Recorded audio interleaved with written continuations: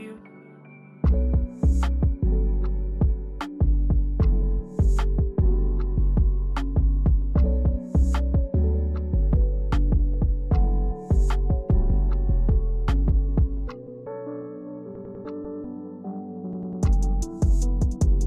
Life is good. You know what I mean?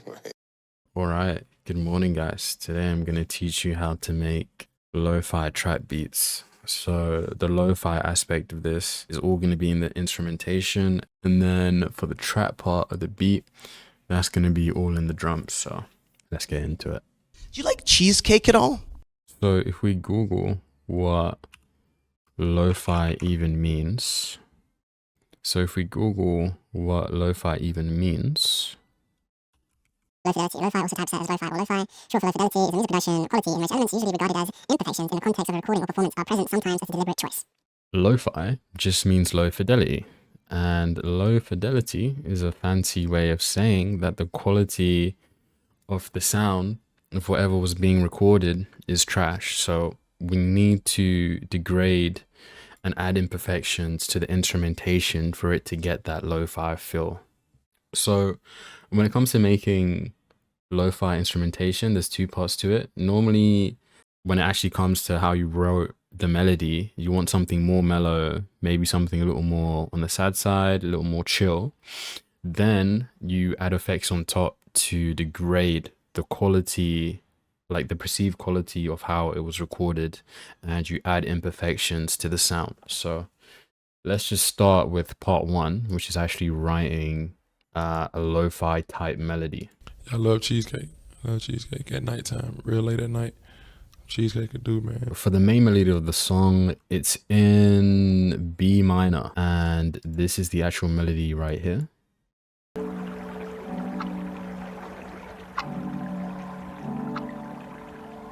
Depending on what mood you're in, I feel like if you listen to this, it's gonna sound maybe chill or maybe slightly sad, but already we're getting that like chill, mellow feel that we're looking for.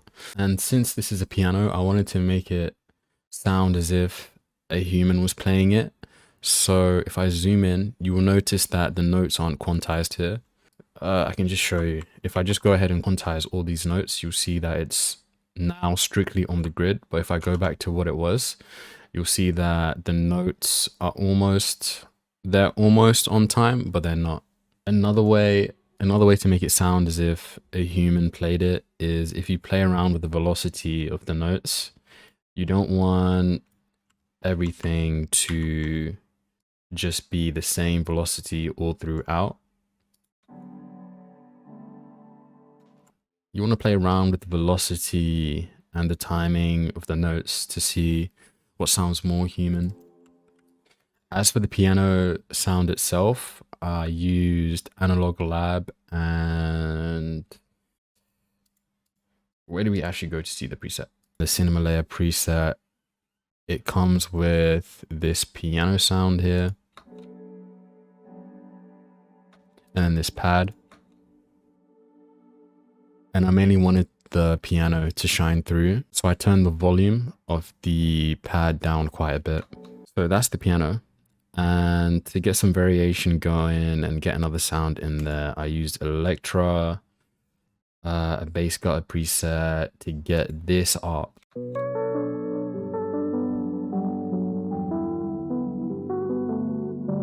So those are the two main sounds of the beat. And then to make a counter melody, again, Electra X, love this plugin. Some random preset in here, and it sounds like this.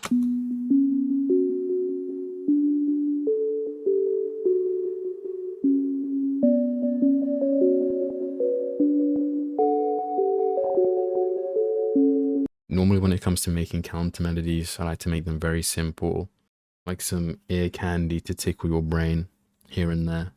Again, this time around, I did play around with the velocity of the counter melody just to give it a little more life. I don't know, just to make it feel like it's floating in a way. What flavor of cheesecake do you like, Future? Just the regular one, original. What does that taste like? Just full-on cheese? So before I get to the drums, I'll show you guys the effects that are on each one of these instruments. This is how the piano sounds without any effects. It's very clean, but we don't want that. We want to dirty up the sound. Starting off here, I've got an EQ. Before I add anything to instruments, I just like to clean up the sound a bit, get rid of the low end, because in the future, the 808, that's just going to occupy all the low end. So when it comes to instruments, they don't need to be anywhere in those frequencies. The first thing I got on the piano is cassette. This plugin, it just emulates, surprise, surprise, a tape. Got the old synth preset here. I played around with these knobs on the bottom. Can't remember what I did, but that's all been changed up. And if you listen very closely, you'll hear that this tape plugin, it adds like texture onto the piano and slightly degrades the quality of the sound of the piano. Next up, we have some reverb, but this only comes on in the outro and the intro. And then I have another EQ. Forgot I did this. After all the effects have been applied, it depends what effects are on it, but I like to put another EQ on just to make sure to get rid of the low end. And then here I upped the high frequencies of the piano, because after I applied the cassette plugin, the piano was sounding very warm and a lot of the mid and lower tones were taking over. So I boosted up the highs again, just to get it sounding a little more airy. All right, next up we have this ARP. This is probably my favorite sound in the whole beat. So to get started again, added on an EQ, drop off all the low end. I added on a delay. We got Valhalla delay, classic. Put it on digital, ping pong, quarter notes. Feedback's quite low, but I don't really like much feedback. And turn up the width. Also, I didn't get rid of much of the low end in the delay. Normally, when it comes to vocals and instruments, I will get rid of the low end in the delay, but I didn't do it this time because I wanted, if you leave the low end, it kind of makes a warmer sound, like a more full sound in a way. And I felt like leaving the low end really fit for this sound. Next up, again, we have cassette, this time on the warm pad preset. And this really does add more warmth to the sound. And on this instance of cassette, you can hear like the degrading of the sound a lot more than you can on the piano. The piano being the main element of the beat, I didn't want to degrade it too much. But then on this second sound, on the second instrument, I wanted to go a little more crazy. Quit being so nice and show them how fucking crazy you are. Go a little more crazy with the degradation. Is that even how you say it? Degradation. Okay. And then next up, we have some gross beat. This only plays in certain parts of the song. Like here, for instance. Let me just mute everything else. So this is how it sounds normally without the gross beat. But then sometimes the gross beat gets applied and it sounds like this. Just further degrading the sound, giving it more imperfections here and there. It tastes like cheesecake. All right, now we have the drums.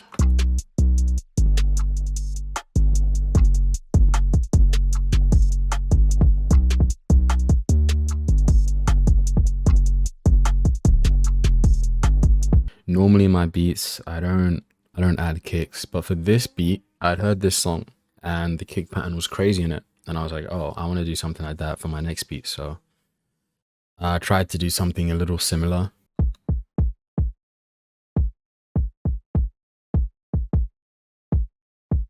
And then for the velocity as well, I couldn't have it all just the same velocity because that was just too much. So here and there, I lowered the velocity, get more of a rhythm going, make it easier on the ears, and just make it a more interesting kick pattern.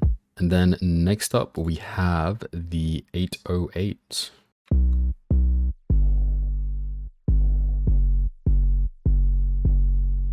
Fairly simple 808 pattern, but here and there I actually mix it with another 808.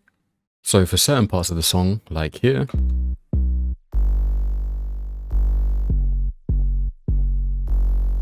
there's two 808s that go back and forth in a type of call and response manner. Again, normally I don't have two 808s in songs, but for this song, it just fits, so I just ran with it. For the first 808 here, it's just a classic spins. And then for the second 808, it's like that yeet type 808. Speeding through the rest of the drums here, we have, instead of a snare or clap, I've got this perk here. Then we have a snare, hi-hats, simple hi-hat pattern, not too much going on. So I've got some open hats here. Normally, for one of my hats at least, I like to reverse it and then make it hit on the clap, or in this instance, the perk here. Then we have a short open hat. Then we have some clock ticking sound effects. There's the first one. There's the second one. So if you put all of that together, you get this. I normally like to go a little more crazy with the layout of my beats.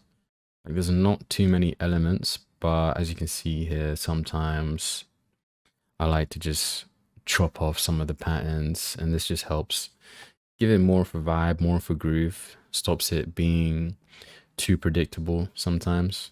And in the beginning here, we've just got some water effects, getting into the lo-fi vibe, making it sound more chill. Could probably meditate to this if you wanted to. We thank you, Spirit of the Sun, element of fire with our mind, body, and soul. And in the intro here, I've got extra reverb on the piano.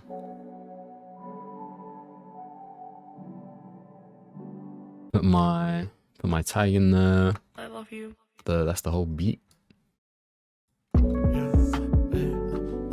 Oops. In the next episode, I'll go over how I went about handling like recording vocals on this beat. So Sensational. and yeah, that's it. Hope you enjoyed the video. Let me know what type of tutorials and stuff you want to see. Yeah. Bye-bye.